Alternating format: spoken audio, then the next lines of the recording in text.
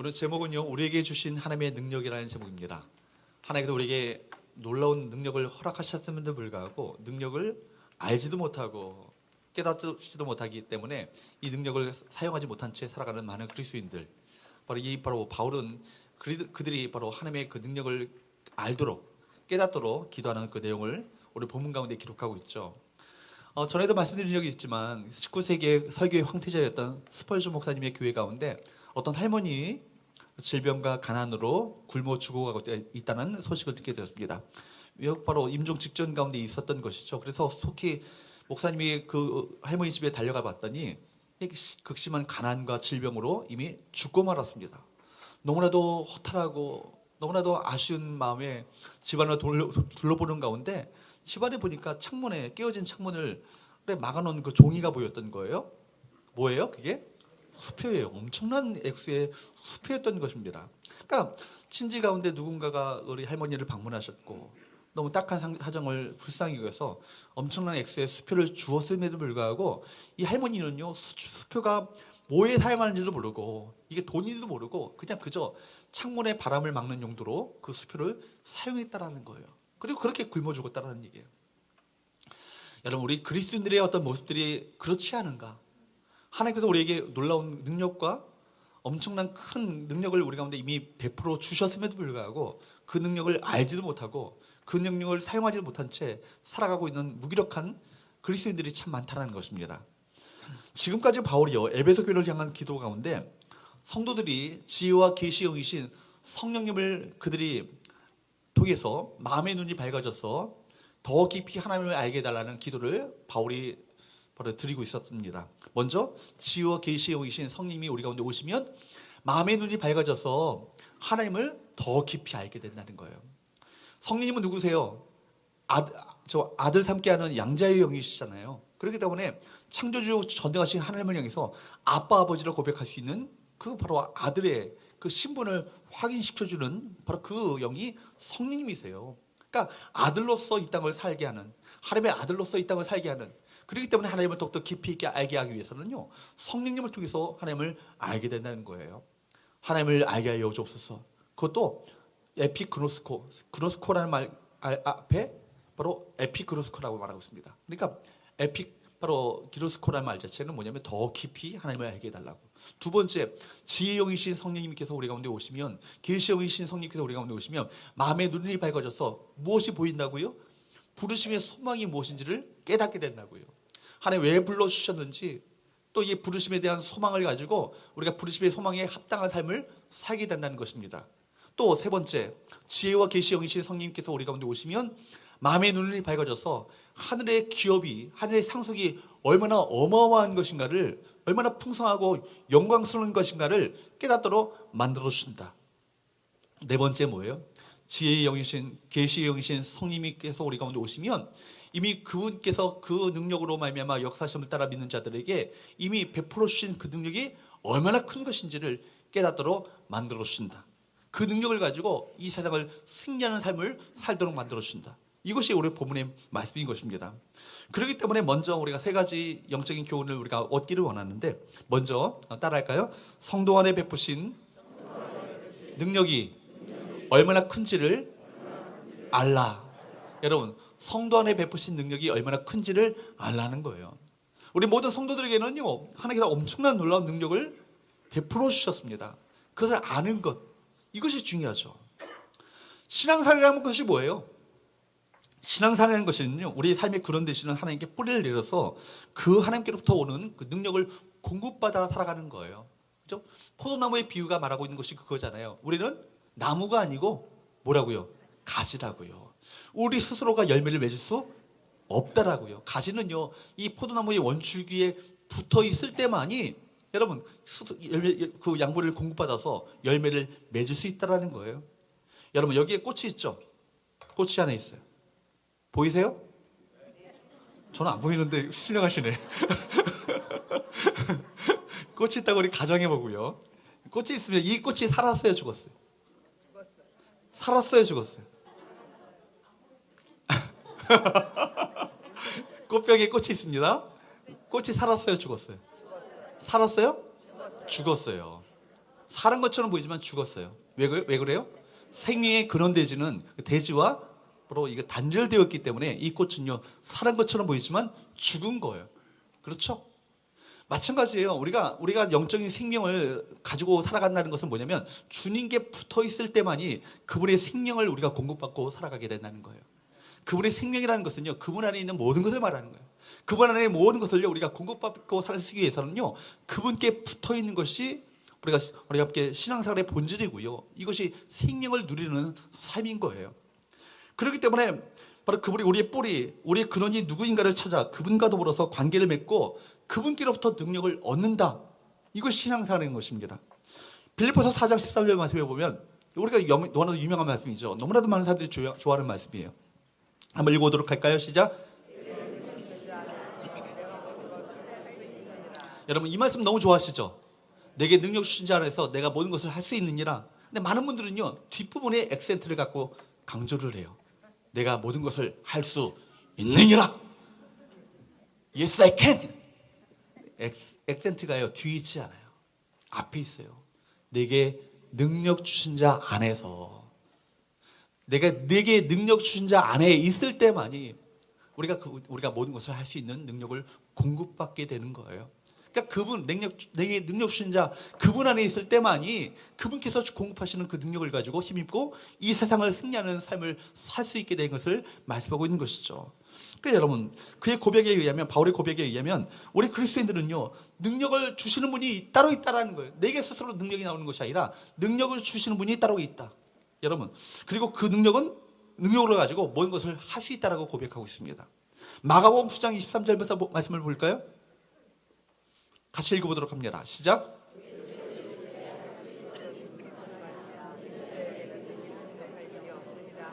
이 말씀도 너무 좋아요. 능히 하지 못할 일이 없다. 우리는 그렇게 이야기합니다. 그러나 뭐에게는요? 액센트도 어디 있어요? 믿는 자에게는 그분을 믿고 신뢰하며 그분께서 행하실 것이다. 그분께서 역사하실 것이라는 것을 믿고 신뢰하며 그분께 내어 맡기는 자, 그들이요, 능히 하지 못할 일이 없는 놀라운 능력을 힘입게 된다는 거예요. 여러분, 능력이라는 단어는요, 그렇기 때문에 신약교회 그리스도인들을 가장 잘 설명하는 단어가 능력이에요. 초대교회 성도들의 그 모습은요, 역동적이고 능력이 있었습니다. 그들의 말과 행동으로 말미암아 세상을 변화시켰어요. 이런 삶의 모습이 바로 그리스도인들의 삶의 모습이어야 한다는 것입니다. 이들이 능력 있는 그리스도인이 되었고, 역동적인 교회가 될 수 있었던 것은요, 하나님의 능력을 믿고 그 능력을 신뢰했고 그 능력을 생생하게 체험하면서 살았기 때문에 그렇게 바로 세상을 변화시키는 능력 있는 삶을 살 수 있었던 것이죠. 교회와 성도들에게 필요한 것은 뭐예요? 영적인 능력이에요. 악한 세상 한복판 가운데 믿음으로 세상의 문화를 이기고 기독교적인 가치관을 가지고 이 땅을 당당하게 살아가는 그런 힘이 필요한 것입니다. 초대교회는요, 1세기 그리스도인들은 이런 힘을 가졌어요. 그래서 핍박을 이겼습니다. 환난을 이겼습니다. 새 사회를 변화시켜 나갈 수 있을 정도로 힘이 있었어요. 여러분, 돈이 있었다는 얘기가 아니에요. 그들에게 멋진 삐까뻔쩍한 건물이 있었다는 얘기가 아니에요. 그들에게 어떤 잘 짜여진 조직과 행정체계가 있었다는 것이 아닙니다. 그들에게는요, 영적인 능력이 있었다는 거예요. 이것이 불신자들이 가지지 못했던 힘입니다. 로마 정부도 히랍 철학도 여러분 가지지 못했던 영적인 힘을 그들이 가지고 있었기 때문에 로마 제국을 뒤엎어버리는, 세상에 감당할 수 없는, 세상을 변화시키는 그리스도인들이 되었던 건 아니겠어요? 그래서 바울은요, 에베소 교회의 성도들에게 가장 필요한 것이 과연 무엇인가? 하나님을 알게 하시고 하나님을 더욱더 깊이 알게 하시고 그들의 부르심의 소망을 깨닫게 하시고 하늘에 속한 영적인 기업이, 영적인 상속이 얼마나 어마어마하게 큰 것인지를 알게 하시고 뿐만 아니라 우리에게 이미 베푸신 능력이 얼마나 어마하게 엄청나게 큰 것인가를 깨닫도록 해달라고 기도하는 것입니다. 18절과 19절 말씀을 한번 볼까요? 에베소 교회를 향해서 우리 마지막으로 그가 기도하는 것이 무엇입니까? 우리 노란색 부분만 우리 18절과 19절 말씀을 읽어보도록 합니다. 시작. 너희 마음의 눈을 밝히사 19절 그의 힘의 위력으로 역사하심을 따라 믿는 우리에게 베푸신 능력의 지극히 크심이 어떠한 것을 너희로 알게 하시기를 구하노라. 아멘. 특별히 18절 말씀에 보면은 너희 마음의 눈을 밝히사, 우리 마음의 눈이 어떻게 밝혀진다고요? 17절 말씀에 나오죠. 지혜와 계시의 영, 누구예요? 성령님이 우리 가운데 오시면 우리의 마음의 눈이 밝아진다는 거예요. 마음의 눈이 밝아져서 이것이 어떤 것인가를 깨닫게 되어지는데 뭐예요? 19절 말씀을 보니까 그의 힘의 위력으로 역사하심을 따라 믿는 우리에게 베푸신 능력의 지극히 크심이 어떤 것을 너희로 알게 하시기를 구하노라. 아유, 숨차네. 수식어가 너무 많아. 그리고 너무나도 이 말이 직역을 하다 보니까 너무나도 이해가 되지 않게끔 너무 어렵게 이렇게 말이 설명이 된 것 같아요. 이걸 분석해 봅시다. 여러분, 여기 역사한다는 말 자체가 좀 말이 어렵잖아요. 역사한다는 말 자체는 에네르게오라는 말이에요. 에네르게오라는 말이 뭐 일한다는 말입니다. 일한다. 이것이 바로 그러면 능력에 우리가 이것을 에네르게오라고 붙인다면 능력이 작용한다. 그죠? 그렇게 우리가 말할 수 있겠죠. 그러니까 능력이 역사한다고 말한다면 능력이 작용한다고 이해할 수 있을 것 같아요. 19절 말씀이 좀 이해하기가 좀 어려운데 분석해 보면 먼저 하나님께서는 우리에게 성도들에게 능력을 베푸셨다라는 거예요. 그죠? 어떤 성도들에게? 그의 힘의 위력으로 역사하심을 따라 믿는 우리들. 그죠? 성도들에게 이미 능력을 베풀어 주셨다. 이것이 첫 번째죠. 그 다음에 두 번째 뭐예요? 그 능력은 엄청나게 크다는 거죠. 엄청나게 큰 거. 이 두 가지, 빨리 여러분 이것을 알라는 것입니다. 그러니까 여러분 세번역 성경은요 19절을요 이렇게 번역을 했어요. 이게 보다 번역이 잘 된 것 같아요. 한번 읽어보도록 할까요? 시작. 또한 믿는 사람들인 우리에게 강한 힘으로 활동하시는 하나님의 능력이 얼마나 엄청나게 큰지를 여러분이 알기를 원합니다. 바랍니다. 그렇죠? 이해가 되시죠? 이게 이 말씀이 어떤 뜻인지 이해가 되시죠? 이미 우리 가운데 주신 하나님의 베푸신 능력이 있는데 그 능력이 얼마나 큰지를 알아야 그 능력을 사용하고 그 능력을 발휘하며 이 능력을 가지고 세상을 이기는 삶을 살 수 있지 않겠어요? 아멘. 그렇죠. 그러니까 필요한 것이 뭐예요? 성령님이 우리 가운데 오셔야 돼요. 마음의 눈을 밝혀주셔야 돼요. 그래서 이 능력이 얼마나 큰지를 바라보도록 만들어야 합니다.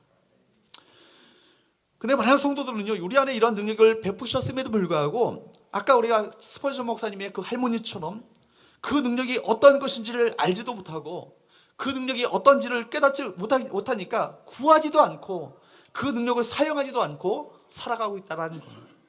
그러나 우리가 그러한 하나님의 능력을 알게 되면요, 이 세상에서의 모든 두려움들은 사라지게 될 것입니다. 확신 있는 담대한 신앙생활을 할 수 있게 될 거예요. 그렇다면 하나님께서 우리에게 믿는 우리들에게 베푸신 하나님의 그 능력은 어떤 능력인가? 그 다음 구절에 나와요. 20절에. 부활의 능력이에요. 그리스도를 죽은 자 가운데 다시 살리신 부활의 능력. 어떤 능력이라고요? 부활의 능력. 그렇기 때문에 두 번째 레슨, 두 번째 교훈은요, 한번 따라합시다. 그리스도를 살리신 부활의 능력을 경험하라. 그리스도를 살리신 부활의 능력을 경험하라는 거예요.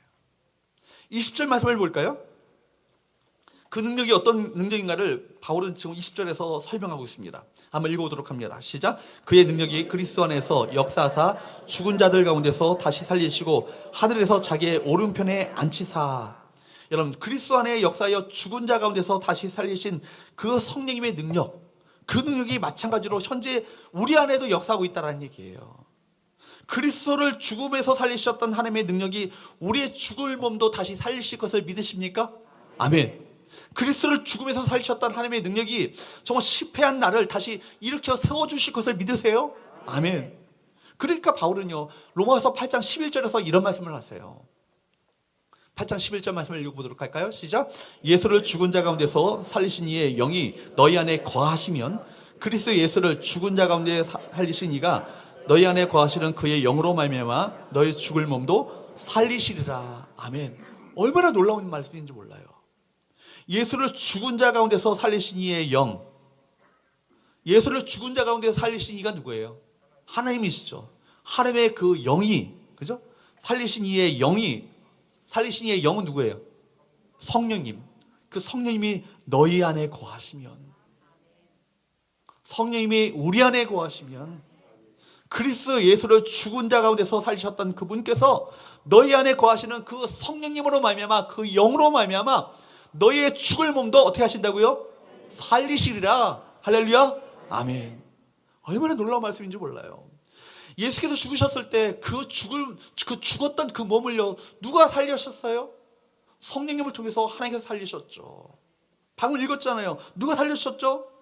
그 죽을 몸을요, 성령님을 통해서 하나님께서 살리셨잖아요. 그 성령님, 하나님의 영, 예수의 영, 권능의 영신 성님이 예수의 죽을 몸을 살리셨어요.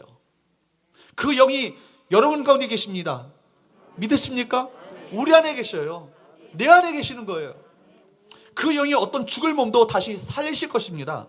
어떤 질병도 치유하실 거예요. 어떤 낙심한 심령도 다시 살려낼 것입니다. 회복하십니다. 치유하십니다. 그 영이 뭘 못하시겠어요? 몇 년 전에 작고 하셨던 돌아가신 그 태백의 예수원의 그 대천덕 신부님의 그 할아버지가 되시죠. 아레이 토리 목사님이 이런 얘기를 하셨어요. 제가 읽어드릴게요. 성령님은 정말로 사람을 살리신다. 그분은 죽은 자를 살릴 수 있다. 도덕적으로 죽은 사람에게 생명을 주실 수 있다. 사람들에게 구제불능의 사람으로 보일 정도로 양심이 문드러진 그 사람을 완전하게 새롭게 고칠 수 있다. 나는 그런 일들을 얼마나 많이 보았는지 모른다. 여러분, 이런 설교를 하면요, 어떤 분들은 이렇게 해요. 다른 사람들은 다 있는 것 같은데 내 안에 있는지 모르겠어. 그 성님이 있는지 모르겠어. 그런 분들을 위해서 로마서 8장 9절에 이렇게 말씀하세요. 한번 9절 말씀을 볼까요? 8장 9절 읽어보도록 할까요? 시작.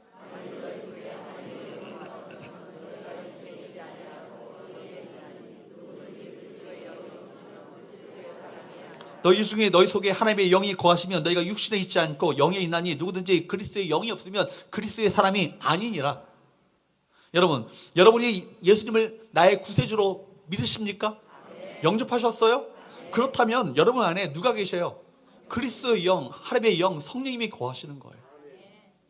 그 죽을 몸을, 여러분, 죽었던 예수의 몸을 살리셨던 성령님이 여러분 가운데 계시는데, 우리 가운데 계시는데 왜 절망하세요? 왜 딱볼 파세요? 여러분, 왜 여러분 실패하셨습니까? 낙심하지 마세요. 왜냐하면 하나님의 능력으로, 성령님의 능력으로 다시 일어설 수 있기 때문입니다. 그 능력이 우리 안에 있기 때문이에요. 그래요. 우리에게 베풀어 주셨던 하나님의 능력은요, 부활의 능력이에요. 그 능력은 우리를 실패해서 일어나서 다시 시작하게 하실 수 있는 그 힘입니다.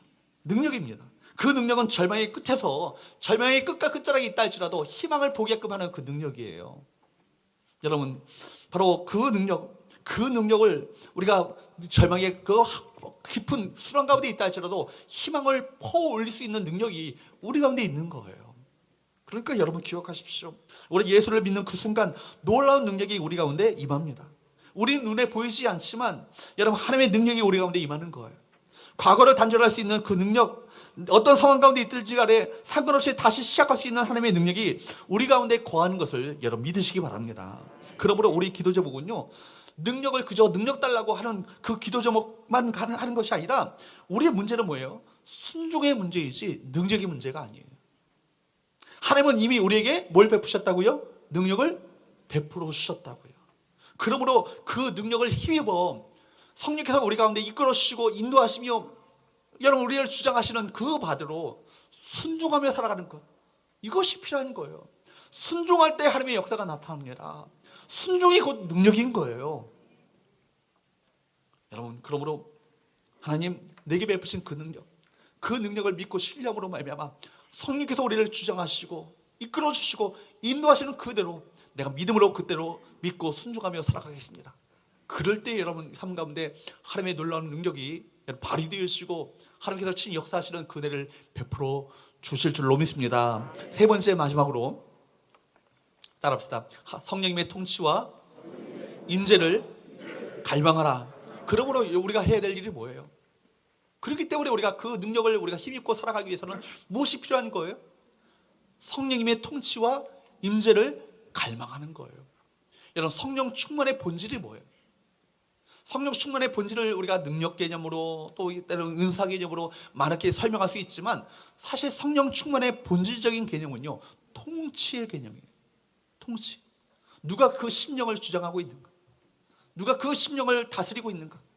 누가 그 영을 누가 다스리고 인도하며 지배하고 있는가? 여러분, 통치가 바로 성령의 통치에 순종하며 살아가는 그 삶이 바로 뭐예요? 이게 성령 충만이에요. 내 감정대로, 내 고집대로, 내 생각대로 살아가는 것이 아니라 성령님의 이끄심을 따라 한 걸음 한 걸음 믿음을 가지고 순종해 나가는 것. 주께서는요, 엄청난 청사진을 우리 가운데 보여주시는 것이 아니에요. 그저 한 발자국 앞을 보여주세요. 성령께서 그렇게 이끌어 가신다고요. 그럴 때 우리가 한 걸음 한 걸음 순종해 나가는 거예요.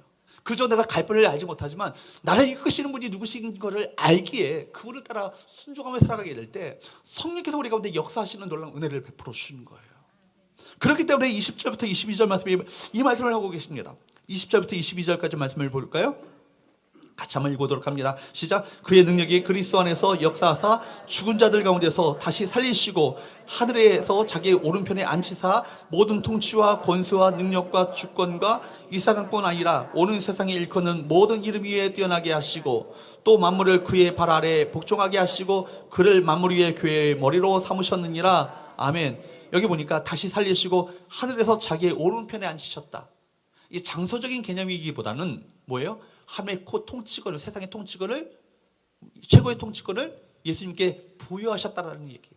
그리고 21절 말씀에 보면은 여러 가지 용어가 나오잖아요. 모든 통치, 권세, 능력, 주권, 이 세상뿐 아니라 오는 세상에 일컫는 모든 이름, 이건요 하늘을 주관하는 모든 권세들을 말하는 거예요. 악의 영을 비롯하여서 영적인 모든 권세들을 다 통칭하는 그 말들이에요. 그 모든 것을요, 뭐라고 그래요? 그 모든 것보다 더 뛰어나게 하셨다. 성령을 통해서 역사하셨던 하나님의 능력은요, 사망과 권세를 이기신 능력이에요. 사탄을 패배시키고 승리하신 능력입니다. 그 능력을요, 이미 믿는 자들에게, 이미 예수 믿는 그의 자녀들에게 주셔서 승리 가운데 살도록 만들어 주신다는 거예요. 문제는 뭐예요? 놀라운 능력이 우리 가운데 주어졌음에도 불구하고 모르고 살고 있다는 것입니다. 그러니까 오늘 여러분 보십시오. 얼마나 우리가 무기력하게 살아가고 있어요. 그것 때문에 바울이 정말 속 터지는 마음을 가지고 가슴을 치미하며 기도했지 않았겠는가. 많은 성도들이 바로 이 놀라운 능력을 우리 가운데 베풀어 주셨음을 불구하고 이 능력을 모르고 살아가고 있으니 주님, 이 성령께서 오셔서 마음의 눈을 밝혀주심으로 말미암아 우리에게 베푸신 능력이 얼마나 큰지를 그들이 깨닫도록 만들어 주옵소서.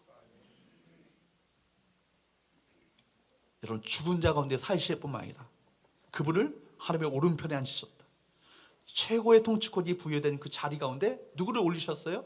예수님을 올리신 거예요. 그리고 모든 통치와 권세와 능력과 주권과 세상뿐만 아니라 모든 세상에 오는 일컫는 모든 이름 위에 뛰어나게 하셨습니다. 하늘의 모든 권세들을 말하는 거잖아요. 그 모든 이름보다도 누구를 더 뛰어나게 하셨다? 예수님을 뛰어나게 하셨다. 지금도요, 예수님께서는요, 이 세상과 역사의 온 우주를요, 지금 다스리시고 통치하고 계십니다.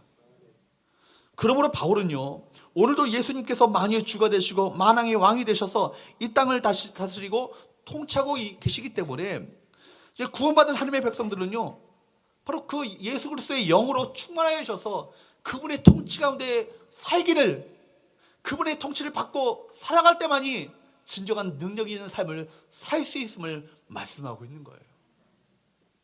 이것이 하나님의 능력이라고. 그러므로 성령 충만한 성도는요, 죄악된 세상 가운데 있지만요, 세상의 지배를 받지 않아요. 이 세상의 한복판 가운데 살고 있어도요, 세상과 구별된 삶을 살아간다고. 지난주에 제가 대시방을 하면서 한 성도님을 통해서 이런 얘기를 들은 거예요. 직장을 다니고 있는데 직장 동료들이 그렇게 얘기하는데, 언니는 그렇게 어떻게 다르게, 이 세상은 다른 것과 좀 다른 것 같아. 어떻게 다르게 그렇게 살 수 있냐고. 참 존경한다고. 좀 다르게 사는 것 같다고. 이게 뭐예요? 다르게 사는 게 뭐예요? 구별된다는 말 아니겠어요? 이게 거룩 아니에요? 세상에 속에 있지만, 세상과 분리된 게 아니라 세상 가운데 있지만, 세상 속에 살고 있고 세상 가운데 있지만 세상과 구별된 삶을 살아가는 것, 이것이 거룩의 능력인 것이죠. 제 말을, 그 말을 듣는 순간 목사님 저 말도, 저도 제 마음도 얼마나 기쁜데 하나님의 마음은 얼마나 기쁘시겠어요. 참 사랑스럽게 그 성도님을 바라보실 거예요. 여러분, 우리가 이 땅을 살아갈 때 이 세상의 지배를 받고 살기 원하지 않으세요. 하나님 주님의 지배와 통치를 받고 살기를 원하십니다. 그분의 통치 가운데 순복하는 삶을 살기를 원하시는 거예요. 여러분, 그렇기 때문에 성도를요, 성도답게 만드는 것은 성령님의 능력입니다. 우리가 다움, 답다, 답게, 그런 말을 많이 쓰잖아요. 그죠? 성도를 성도답게, 교회를 교회답게, 그죠? 목사를 목사답게, 장로를 장로답게, 권사를 권사답게, 집사를 집사답게 만드는 것, 예배를 예배답게 만드는 것. 예배가 형식적이고 의식적 예배가 아니라 이 자리에 우리 모두 참석한 우리 모든 성도들이 생생한 하나님의 말씀을 통해서 하나님의 음성을 들으며 정말 기쁜 마음을 가지고 주님을 찬양하며 경배하는 살아있는 그 예배가 되도록 예배답게 만드는 것, 누구의 능력이에요? 성령님의 능력이에요. 그러므로 여러분, 복음서에서 예수의 제자들에게 나타났던 문제가 뭐예요?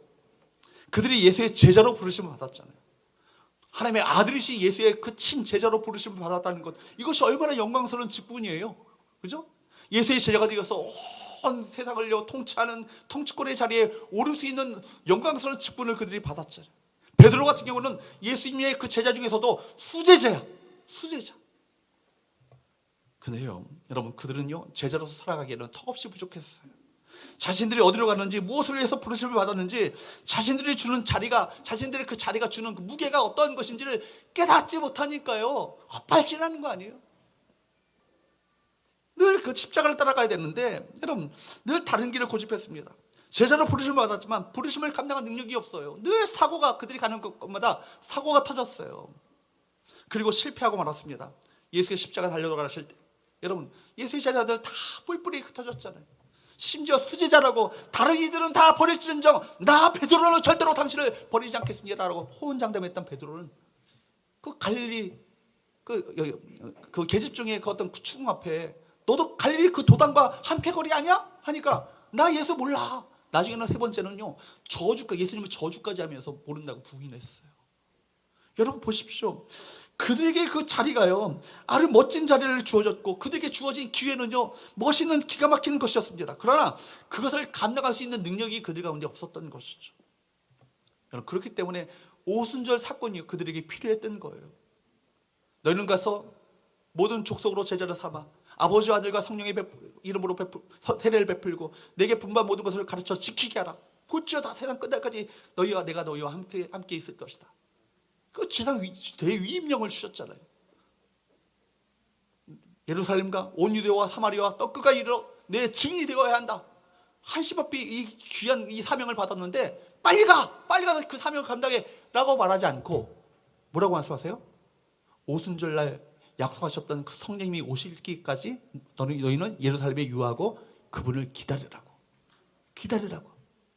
성령을 받을 때 너희가 권능을 받고 예루살렘과 온 유대와 사마리아와 땅끝까지 이르러서 주님의 증인되는 사명을 감당하게 될 것이라고. 기다리라고 그러잖아요. 여러분, 오순절 사건으로 말미암아 마가의 다락방 가운데 누가 오셨어요? 성령께서 오셨어요.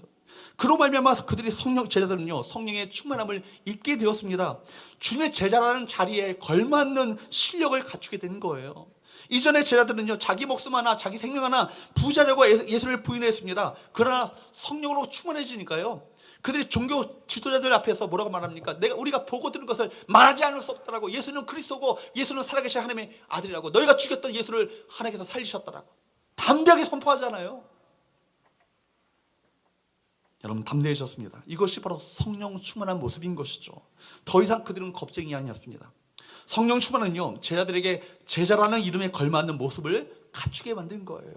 성령 충만은요, 성도가 성도다운 삶을 살 수 있는 능력을 갖추게 하는 것입니다.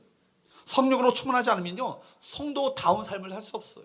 목사도요, 목사다운 삶을 살기 위해서는요, 성령 충만해야 되는 거예요. 성령 충만하지 않으면요, 목사고 장로고 다 엇발질하는 거예요. 여러분, 직분이요 사람을 만드는 게 아니에요. 성령 충만해야 직분에 걸맞는 그 실력을 갖추게 되어주고 그 다운 삶을 살게 되는 거예요.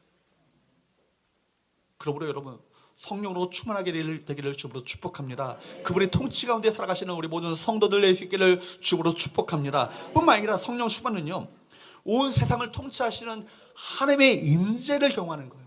뭘 경험하는 거라고요? 하나님의 인재를 경험하는 거예요. 여러분, 성령 충만은 어떻게 경험하는 것입니까? 성령으로 충만한 상태라는 것은 동시에 여러분, 하나님의 통치 가운데 순복하는 것뿐만 아니라 하나님의 임재로 가득한 삶을 의미하는 거예요. 성령 충만한 상태에서 우리는 거부할 수 없을 정도로 강력하게 하나님의 임재를 느낍니다. 하나님께서 지금 나와 함께 하신 것을 깊이 있게 경험하는 것, 이것이 신앙의 본질이고 신앙의 핵심이잖아요. 하나님께서 지금 최상으로 은혜로운 상태라는 것은 과연 뭐예요? 최상으로 은혜로운 상태라는 것은 뭡니까? 하나님께서 지금 나와 함께 하신 것을 경험하는 거예요.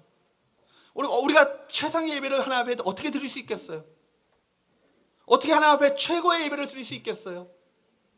오케스트라를 모셔다가 예배드리면 최고의 예배가 되겠습니까? 하나님의 임재 가운데 접해 나가는 예배를, 그 예배가 최고의 예배예요. 최상의 예배예요. 지금 하나님께서 이 자리 가운데 영으로 함께 임재해 계시는데, 우리 예배를 받고 계시는데, 내가 그 앞에서 어떤 찬양을 부를 것인가, 어떻게 주님을 노래할 것인가, 어떻게 주 앞에 기도할 것인가, 어떻게 예배할 것인가, 어떻게 그분의 말씀을 내가 들을 것인가 경청하며 나가는 것, 이것이 최고의 예배 아니겠어요? 이것이 최고의 은혜 상태인 거예요. 하나님의 임재를 누리면요, 이것이 하나님의 나라가 되는 거예요. 하나님의 나라를 경험하게 됩니다. 하나님께서 지금 나와 함께 계심을 깨닫게 되고, 지옥 같은 환경 가운데 있다 할지라도 그곳이 천국으로 변화되어지는 역사가 나타나요. 성령으로 충만하면요, 하나님의 임재로 충만해집니다. 거부할 수 없을 정도로 하나님을 경험하게 됩니다. 하나님께서 우리 안에 살아계셔서 우리로 하여금 정말 주님과 같은, 주님 닮은 삶을 살도록 우리를 이끌어 주시고 우리를 인도해 가시며 우리를 다듬어 가시는 거예요. 그러므로 여러분, 성령 충만은 무엇으로 가득한 삶이에요? 하나님의 임재로 가득한 삶이에요. 하나님의 임재로 충만할 때 나로 하여금 살게 하시는 능력이 우리 안에 생깁니다. 하나님의 임재로 가득하게 될 때 내 소욕이 죽어져요. 그분의 능력이 나타나게 되죠. 그분의 임재로 가득하게 되는데 그분의 생각이 앞서지지 않겠어요? 그분의 뜻이 앞서지지 않겠어요? 그분의 이끄시는 그 인도하심이 우리 가운데 앞서지 않겠습니까? 그분의 비전과 그분의 꿈이 우리 안에 더욱더 불타오르지 않겠어요? 내 안에 바로 하나님의 나라가 도래한 것 같은 삶을 살게 되는 거예요. 여러분, 하나님을 믿지만 하나님의 살아계심을 인식하지 못할 때가 얼마나 많아요. 하나님의 임재를 느끼지 못하고 살고 있는 그리스도인들이 참 많습니다. 기도할 때요, 우리가 하나님의 임재를 느끼지 못한다면요, 형식적인 미사여구만 늘어날 뿐이지 그 기도가 정말 하나님과의 긴밀한 치밀한 교제 가운데 하나님 되시는 경험을 할 수 없는 것이죠. 그런 기도는요, 무기력한 기도가 되고 마는 거예요. 기도를 해도 형식적인 기도가 되고 마는 거예요. 그러나 반면에 하나님의 임재를 느끼는, 우리가 임재를 느끼는 기도를 한다면 내 마음 가운데 확신이 생기죠. 내 기도를 듣고 계시는 그 하나님을 인해서 내 정말 환경 자체는 나에게 절망과 낙심과 모든 그 두려움과 근심 가운데 쌓여진 환경 가운데 있지만 내 마음 가운데 담대한 용기가 생기는 거예요. 아, 주님이 나와 함께 하시는구나. 찬양할 때 정말 하나님의 임재를 느낀다면 이 찬양이 하나님 앞에 하나님께서 받으실 만한 찬양으로 내 마음 가운데 벅차오는 열정과 기쁨을 가지고 즐거움을 가지고 주님을 노래하며 찬양하지 않겠어요? 근데 여러분, 그나마라도 여러분 예배 때, 기도 때, 찬양할 때 하나님의 임재를 또 느끼지만 세상의 한복판에 가서는 또 다른 삶을 사는 분들이 참 많아요. 거기서는 하나님의 임재를 느끼지 못하고 살아갈 때가 얼마나 많은지요. 그러나 여러분, 정말 이제 성도라면, 하나님을 믿는 하나님의 자녀라면요, 하나님을 하늘의 저편에 계시는 하나님 정도로 아는 것이 아니라 나와 함께 하시는 참 좋으신 아빠 되신 하나님을 확신하고 체험할 수 있어야 되는 거예요. 왜 성령 충만하며 권능의 삶을 살 수 있습니까? 비결이 뭐예요? 하나님의 임재예요. 우리에게 닥친 현실보다 더 강한 힘이 나를 붙들고 있기 때문에 하나님의 임재는 강력한 것입니다. 하나님의 임재를 경험하는 것은요, 세상의 어떤 것을 경험하는 것보다 더 강한 힘인 거예요. 실패와 성공이 우리 삶의 기준이 되어서는 안 되는 거예요. 여러분의 가치가요, 실패하고 성공하고 거기에 따라서 여러분의 가치가 왔다 갔다 해서는 안 되는 거예요. 우리가 일이 잘 되는 것을 성공이라 말하고 일이 잘 안 되는 것을 실패라고 말합니다. 그러나 성경은 다르게 말하죠. 일이 잘 되는가, 잘 되지 않는가, 그것이 중요하지 않다는 거예요. 내가 누구와 함께 하는가, 이것이 중요하다는 거 아니겠어요? 요셉이요, 누명을 써서 보디발의 감옥까지 내려갔잖아요. 얼마나 지옥 같겠어요. 억울한 누명 썼으니까 내 마음 가운데 얼마나 그 답답함이 있겠어요. 분노가 치밀했겠어요. 얼마나 상처투성이로 그 감옥까지 내려갔겠습니까? 근데 성경은 말하기를 요셉이 감옥 가운데 있는데도요, 그가 형통한 자가 되었다고 말합니다. 감옥은 지옥 같은 현실이잖아요. 그렇게 억울한 누명을 썼으면요, 온갖 상처투성이로 감옥 가운데 내려갔을 터인데 그가 형통한 자가 되었다라고. 이유가 뭐라고 그래요? 하나님과 그와 함께 하심으로, 하나님께서 그와 함께 하심으로 그가 형통한 자가 되어. 이게 계속 요셉의 삶 가운데 반복적으로 나오는 수식어예요. 하나님이 그와 함께 하심으로 그가 형통한 자가 되어. 여러분, 하나님께서 함께 하신다는 것이 얼마나 이것이 복인지를 아셔야 돼요. 성도들에게서. 이것이 얼마나 큰 축복인지 예수님께서 세상에 오신 임마누엘 자체가 우리에게 이것이 가장 최고의 복인 것을 여러분 깨달을 수 있어야만 합니다. 여러분 다윗이 얼마나 수많은 역경과 고난을 겪었어요. 수많은 사망의 음침한 골짜기를 다녔잖아요. 시편 3편의 말씀을 보니까 이런 말씀이 있더라고요. 그게 압살롬에게 있어서 반역을 당해가지고 압살롬에게 생명을 부지하려고 쫓김을 받는 그 시 가운데 얼마나 마음 가운데 탄식이 있었겠어요. 그리고 압살롬의 자객이 언제 나를 내 목을 베어갈지 모르는 어떤 생명의 위협 가운데 느꼈겠습니까? 근데 그때 말씀을 보니까 시편 3편 5절의 말씀인가요? 내가 누워 자고 깨었으니 여호와께서 나를 붙드심이로다. 이런 고백을 해요. 제가 그 말씀을 묵상했어요. 히브리 원문을 보니까 이 말씀이 자나깨나 주께서 나와 함께 하신다, 붙으신다 이런 얘기가 아니라 내가 누워 잤습니다. 자고 깨어보니까 여호와께서 나를 붙드심입니다. 이런 고백이에요. 그 무슨 얘기예요? 제가 말씀을 묵상하면서 다윗이 밤에 잠이 들었을 때 이런 생각을 했을 것 같아요. 나에게 내일이 올까? 이 밤을 내가 무사히 보낼 것인가? 이런 마음을 가지고 아마 그 밤을 보냈을 것 같아요. 근데 아침에 밝아보니까 환경은 달라지지 않았어. 여전히 압살롬이 나를 쫓아오는 그런 위험한 시국이에요. 그럼에도 불구하고 뭐예요? 여호와께서 내가 새 날을 맞이하신 것은 여호와께서 나를 붙드심이로다. 내 생명이 붙어있음 자체가 여호와께서 나를 붙드심이로다. 이런 고백을 하잖아요. 그런 다윗이요. 그러니까 사울왕에게도 얼마나 수많은 생명의 위기를 당하며 위협을 당하는 어떤 그런 환경들 가운데 처했어요. 시편 23편 4절 말씀 여러분 잘 아시는 말씀이죠. 내가 사망의 음침한 골짜기로 다닐지라도 해를 두려워하지 않을 것은 주께서 나와 함께 하십니다. 여러분 이스라엘의 골짜기는요 위협이 있는 거예요. 위협이 있는 곳이에요. 이스라엘 백성들은 절기 때마다 예루살렘을 향해서 3번씩이나 올라가야 되잖아요. 주 앞에 나가서 이스라엘 20세 이상의 남자라면 자기 몸을 주 앞에 내어 보이고 예배해야 될 의무가 있는 거예요. 그러니까 그 예루살렘을 향해서 갈 때 수많은 골짜기를 지나가요. 근데 골짜기에는 무엇이 있냐면 짐승들도 두렵지만 무엇이 도사리고 있어요? 강도가 도사리고 있어요. 그러니까 선한 사마리아인의 비유에 나오는 그 강도 만난 자, 이건요 특별한 비유를 들어서 얘기하는 것이 아니라 도체에 돌린 그 일상적인 얘기를 주께서 말씀하시는 거예요. 강도 만난 사람들이 얼마나 많은지, 강도 만나게 되면요 생명의 심지어는 잃고 말아요. 그러니까 얼마나 이런 골짜기에서 만나게 되어지는 위협이라는 것이 심각한 것인가를 여러분 아셔야 되는 거예요.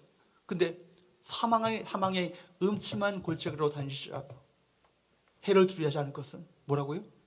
주께서 나와 함께 하십니다.